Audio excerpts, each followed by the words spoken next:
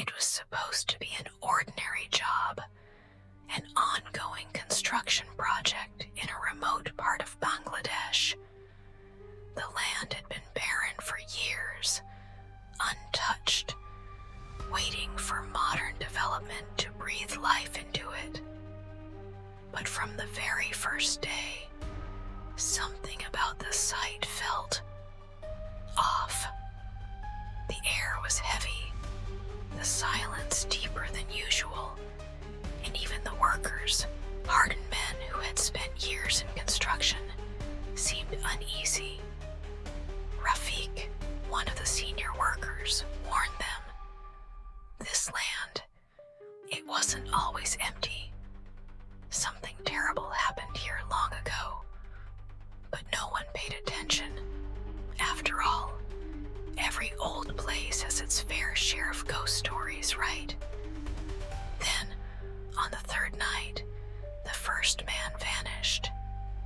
His name was Karim, a strong, fearless man, known for his loud laughter and unwavering confidence.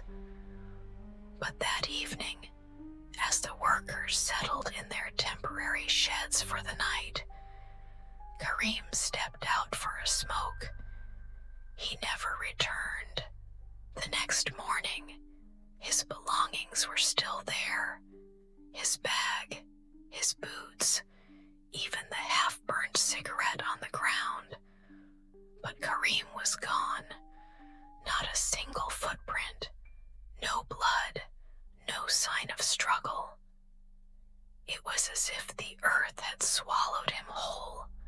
Whispers spread among the men. Jinns, one murmured. Something evil doesn't want us here. Their supervisor, Mr. Hassan, dismissed their fears. Nonsense. He probably ran away. Get back to work. But deep down, even he felt the weight of the silence that followed. That night, 2 more workers disappeared. This time, one of the men sleeping nearby swore he heard something. A soft, guttural whisper just outside his shed. When he dared to peek through the torn fabric, he saw something, or rather, someone.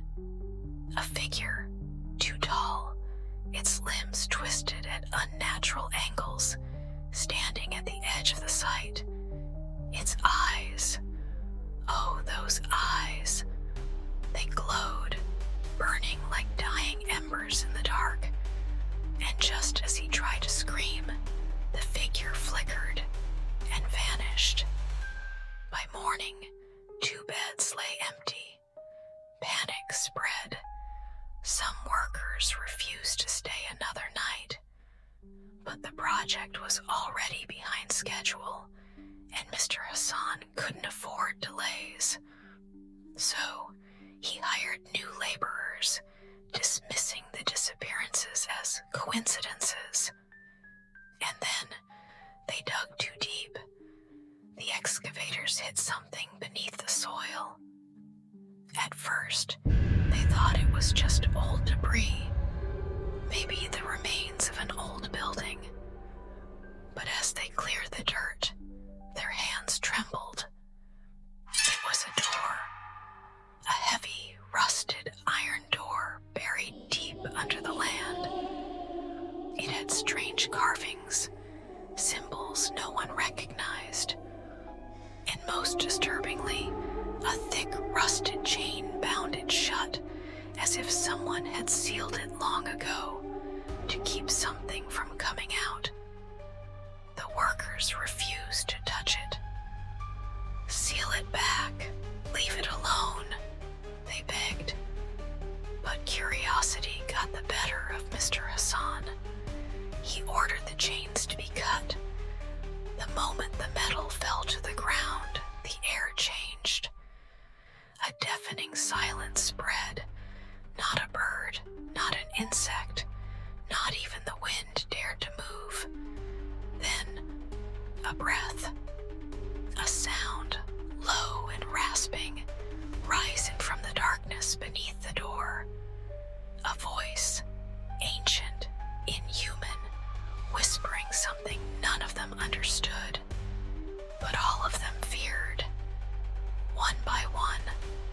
lights around the site flickered and died, the ground trembled, and the screaming began. Some workers fled, but the darkness moved faster. Shadows twisted, elongating into clawed hands, pulling men into the pit. A wailing voice echoed through the site, not of a single being, but of many. By morning,